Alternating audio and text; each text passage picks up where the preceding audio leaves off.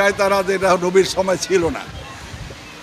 আমার এক বক্তব্য ঈদের উনি বইলা গেছেন, আসলে হুজুর সাল্লাল্লাহু আলাইহি ওয়াসাল্লামের ঈদে মিলাদুন্নবী অর্থ তার প্রশংসা গীতি। ঈদ হলো আনন্দ, সবচেয়ে শ্রেষ্ঠ ঈদ আমরা মনে করি নবীর আগমন, কারণ আমরা এটা বিরাট রহমত প্রাপ্ত হয়েছি। উনি না এলে এই ইসলাম ধর্ম আসতো না, ঈদই তো আসতো না, কোনো ঈদই তো থাকতো না।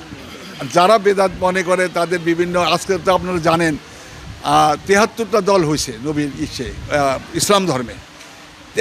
এই দলগুলি এক এক সময় এক এক কথা বলেন, আর সবাই আপনার ইসলামের ইতিহাস দেখেন, গোড়ার দিকেই সেখানে আল্লাহর নবীরও বিরোধিতা ছিল, সেখানে তার দলের বিরোধিতা এবং তার মতবাদের বিরোধিতা তারা করছে। তো সেই দল তো এখনও থাকবে।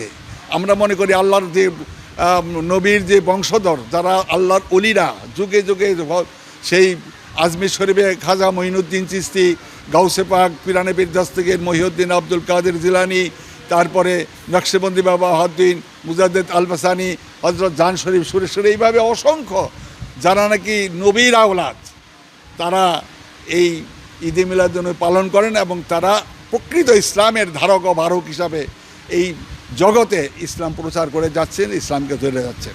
এর বিরুদ্ধে থাকতে পারে, থাকবে যার যার মতবাদ, তবে আমরা এটাকেই সঠিক মতবাদ মনে করি।